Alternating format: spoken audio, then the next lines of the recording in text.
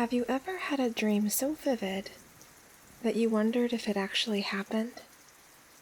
You probably have, but shook it off because, of course it didn't, right?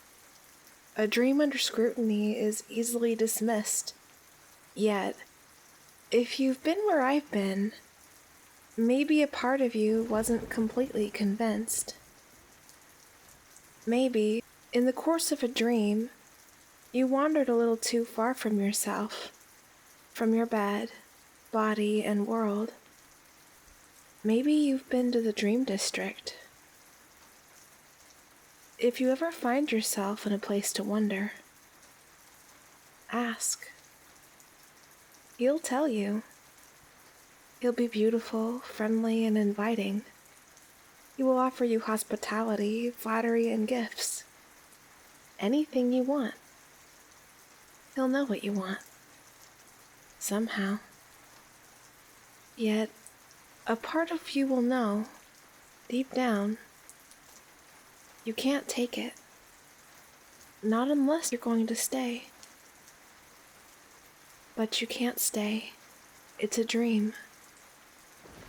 You don't belong there. If you find yourself in the dream district, thank your host and leave. Start walking and don't stop until you find yourself back in the dream you were supposed to be having. Do that and hope he doesn't find you. Trust me. It started with sweet potato pie. If I had to describe it, I'd tell you it was richer than chocolate, smoother than cream, and sinfully decadent. That description doesn't do it justice. Other words come a little closer, like otherworldly or ambrosia. I feel a little pretentious describing anything in such terms, but I still mean them. Suffice to say, I'd never had anything so good, and never would again. The dream started in the middle of a Safeway on Thanksgiving Day. I was on a diet. That part wasn't a dream, but it followed me there. The frustration and cravings that came with diets were hard to shake, even in my dreams. I didn't know I was dreaming, not at first. Pushing an empty cart through the bakery section, I made note of everything I couldn't have. Cookies, cakes, and donuts. No, no, and no. As I steered the cart round every display, I repeated my mantra. No sugar, low carbs. No sugar, low carbs. The words became the whirring of the wheels, quickening with my footsteps when I realized I wasn't alone. Startled, I whirled to see a sales associate standing directly behind me. The name tag pinned to his chest said his name was Moore. Moore smiled, looking far too cheerful for someone working in customer service. He was also surprisingly handsome, with skin clear as crystal, sleek gold hair, and hypnotic emerald eyes. Everything about him reminded me of precious metals and stones. In fact, it was unnerving, like a living embodiment of Photoshop. Beautiful, but wrong. Beautiful, wrong, and staring intently at me. It's a trap, I thought. I don't know why I thought that, but I did. I backed away, ready to abandon my cart and flee. Yet the impulse didn't make sense, and I second-guessed my instincts. It would be rude to run away from a gentleman who was only doing his job. There were no other customers in the store. Was it any wonder he was being so attentive? Wait, was I really the only customer there? I looked around, uncomfortable with the sudden realization. Sure enough, It was just me, him, and all the delicious foods I couldn't eat, stacked neatly in every direction. Welcome. Moore bowed in greeting, a strangely formal gesture. There you are. Do you need help finding anything? His voice sent a strange thrill through me, both pleasant and alarming. I shook my head. Wait. What was I doing there? I was trying so hard not to indulge. Why was I torturing myself? Why did I feel nervous and even guilty? Like I'd been caught with my hand in a cookie jar. Caught on the verge of cheating on my diet. Not that Moore knew that. The word diet wasn't stamped on my forehead, only on my mind. No, thank you, I said. I'm just browsing the baked goods, even knowing I couldn't have them. He looked past me, peering into my empty cart. Clicking his tongue, he glanced back up at me. If you don't mind my recommendation, the sweet potato pies are fresh and perfect for the holiday season. Please let me know if you need help finding anything. He backed off a few feet, but continued to watch me. I'm on a diet. I can't have that, I admitted. But I don't see any diet-friendly options in here, so I'd better go. You're on a diet? Well, there's no need to worry about that. Annoyed, I gripped the handle of the shopping cart a little tighter. Holidays were the worst. No one wanted to think about dieting, so they'd go out of their way to sabotage me, giving me permission to indulge just because it was a special occasion. I didn't want to hear it. That's not up to you, I said. You misunderstand. You're in the Dream District. Whatever your worries are, you can leave them until you wake, if you ever do. What? I looked around. At first, the scene seemed like an ordinary grocery store, with glossy cement floors and incandescent yellow lights. Yet, the second I questioned it, I could see beyond the bakery, the interior gradually shifting into cobblestone streets under a lavender sky. Yes, miss. As you can see, you're dreaming. There's no need to count calories or sacrifice your sense of taste. Of course, I have to wonder why a lovely creature such as yourself thinks she needs to be on a diet, even outside this place. You're beautiful as you are. No, I wasn't. That was flattery, but I still blushed like an idiot. Of course, now that he said it, it made sense. This was my dream, and now that I knew it, I had nothing to fear. I've always wanted a lucid dream, I said, a wave of giddiness spreading through me. I thanked the man before turning my attention to all the displays with enthusiastic interest. What was it you recommended? That would be the sweet potato pie. He pointed to a table which suddenly appeared in front of me. Presented prettily in a glass display case was a single pan of sweet potato pie. A beam of glittering light cast down upon it, like an endorsement from God. Moore stepped closer to the case, opening it, and looking at me expectantly. Go on. Don't be shy. I know exactly what you need. He inclined his head, but I never lost sight of his eyes, pale, unwavering emerald. I admire the willpower it's taken to get where you are. Isn't it time you rewarded yourself? In an instant, my hesitation evaporated, giving way to gluttonous desire. I reached into the case, marveling when I felt the coolness of the pan it was housed in. The light shivered through me. My knees were weak with anticipation. The intoxicating aroma wafted towards me like a beckoning hand. There's nothing like it. Moore continued his sales pitch. As if I wasn't already sold. You can only get it here. Why did that feel like a warning? Maybe I shouldn't, I said slowly. Even if this is a dream, It's a slippery slope for me. Dieting, I mean. Why was I explaining myself to him? Whoever he wasn't real. Just a manifestation of something. My food cravings? Somehow, I didn't think I'd find the answer in a dream dictionary. Why not? He asked, tilting his head slightly. I prepared it just for you. This is everything you want. Everything you've denied yourself. And for what? Certainly not your happiness, or you wouldn't be here. This is your wish. This wasn't an ordinary dream. Even in that moment, I knew.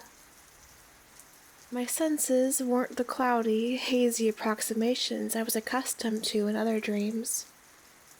This was a dream that indulged all my senses. Dread drifted back in, but I shook it off. What was there to fear from a dream? There's no need to hold back. My heart began beating loudly.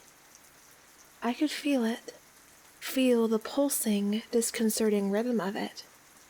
I sucked in a staggered breath. My palms were hot, but the dish was cold. I need a fork, I said. You already have one. He was right. A plastic fork was already in my hand, though it hadn't been before. I was startled, but when I looked up at Moore, he merely smiled and said, In a dream, anything you wish is merely a thought away. I knew it was a dream, but there was still something unnerving in the logic of the place. I couldn't put my finger on why, but something felt wrong. I should sit down. As you wish. In a dramatic sweeping motion, he pulled out a chair for me. It was suddenly there, along with a small round table. I sat down, setting the pie tin in front of me. Pressing the tines of the fork into the soft center, I scooped up a balanced bite, a perfect union of buttery, flaky crust and creamy sweet potato filling. I will never forget that first bite. Like God forged the flavor of my deepest, darkest desires. The taste of everything I didn't know I wanted. The end-all, be-all of dessert, of food, of anything. The velvety dream of sweetness and spices sent a quivering thrill through me that had me moaning for more. Fortunately, there was more. As much as I wanted. You can only get it here. I took bites as fast as I could, leaning over the table to shorten the distance between myself and the pie. The fork felt like a pretense, but I didn't lose myself enough to set it down, though the thought crossed my mind. When it was gone, I licked the plate, the fork, the table, my own lips for any stray crumbs. Then I remembered myself, and felt Moore's eyes upon me. The glinting green gaze was half-lidded, yet predatory, with the sharp curve of his smile. Unsettled and mildly embarrassed, I straightened my back and turned in my chair to face him. If this is my dream, why are you here? Moore was unsettling. Why would I dream up someone who made me uncomfortable in a lucid dream? If my wishes were only a thought away, he'd be gone. I said you were dreaming. I never said this was your dream. I laughed at the odd reply, but his expression didn't change. I stood up from the table and started to walk. I don't know where I thought I was going, but I was done with Moore and his sweet potato pie. Yet, even with my clear refusal to take further part in this dream, I wanted more. For the first time in a long time, I was satisfied. I left the store, walking down the cobblestone path and merging in that hazy, dreamlike way into the next chapter of sleep. I could still feel Moore watching me, a feeling I couldn't shake until I was awake. When I sat up in bed, I knew something was wrong. The haze that filled me wasn't a typical early morning daze. It was heavier, colder, and something else I couldn't quite put my finger on. Sliding out from under the covers, my stomach shuddered with an audible growl. I was hungry.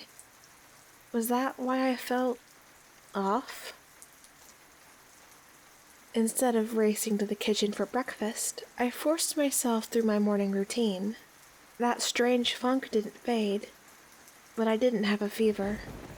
When I opened the fridge and peered inside, nothing looked appealing. If I'm being honest, that wasn't unusual. My diet wasn't exciting. I'd been low carb, no sugar for a good 6 months. I peppered a hard-boiled egg, but despite the firm whites and crumbly yolk, sawdust. It was like eating sawdust, in both texture and taste. That didn't make sense. Even if the eggs were spoiled, that wasn't right. They looked okay, even smelled as expected, but the second the egg touched my tongue, it was wrong. All wrong. A second bite confirmed it, spitting it out and throwing all the eggs away. I rummaged for something else. Nothing sounded good, but I was starving. I tried the salad next, but the results were the same. Sawdust. I choked, coughing the wilted greens into the sink before vomiting. Nothing in the fridge or cupboards was edible. My hunger howled at me to find something. Anything. But only one thing sounded good. Sweet potato pie. You can only get it here. Moore's voice brought a little color into the room, quickly fading when I realized I'd imagined it. I was awake and alone, but I knew what I needed. Grabbing my car keys, I left the house. Rushing to Safeway, I scoured the bakery. The pies weren't housed in glass cases or bathed in sparkling pillars of light, but they were still easy to find. The pastries were imperfect, with crusts cracked and crumbling. The filling wasn't the right color either.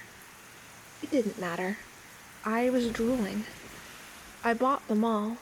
I tore into a pie as soon as I got into my car. I couldn't even wait to get home. I didn't have a fork, but that didn't stop me.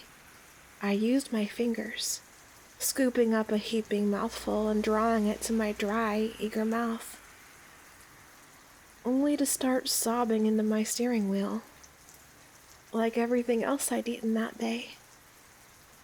Sawdust. I know what you need. You know it too. I needed to sleep. With the words came color and a flash of taste, but it faded as soon as the thought did. After my tears, I threw the pies into the parking lot and took myself back home. Had a dream really destroyed my sense of taste? Would it come back? It was ridiculous. I knew it. But nothing seemed as good as it once was. Not just taste, but colors, textures, and sounds all seemed lacking in ways I'd never noticed before. I called the doctor and made an appointment, but I knew this wasn't something medicine could fix. I crawled back into bed and prayed into my pillow for sleep to take me back to that place, to that dream. The Dream District. Hunger made it hard to sleep, but when I did, I knew you'd be back. Moore found me.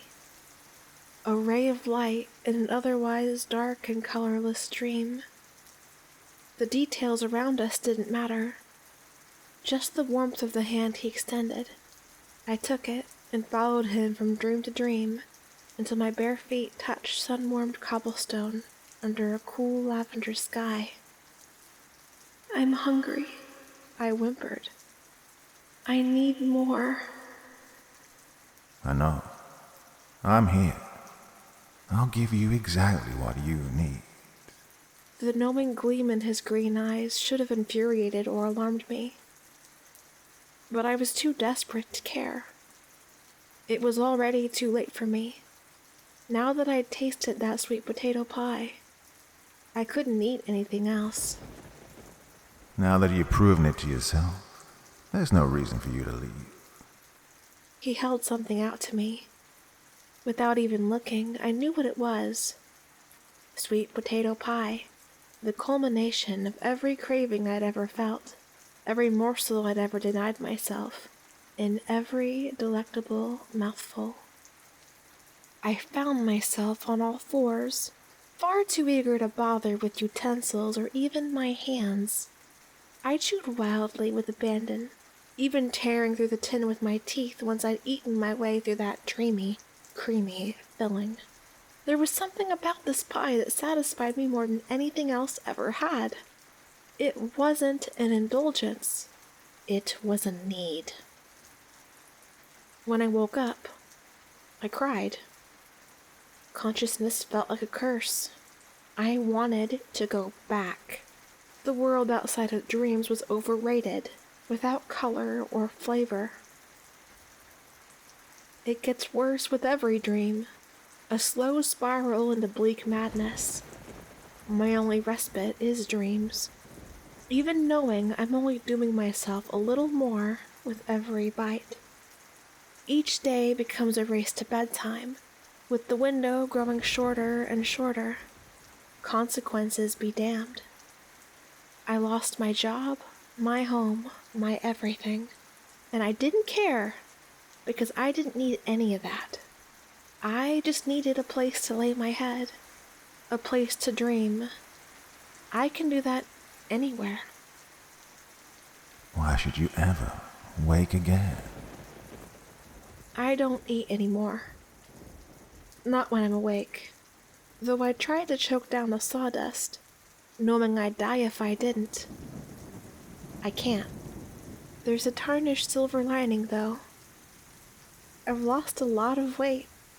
I look better than I ever have. I'm a real sleeping beauty, aren't I? I know how wrong it is. I promise I do. But recognizing the trap I've fallen into doesn't save me from it. My fate is sealed, but at least I'm lucid enough to share my cautionary tale.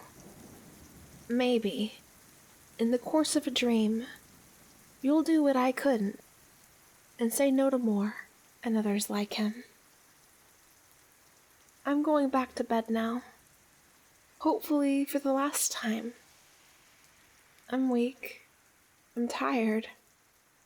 But most of all, I'm hungry. You can only get it here.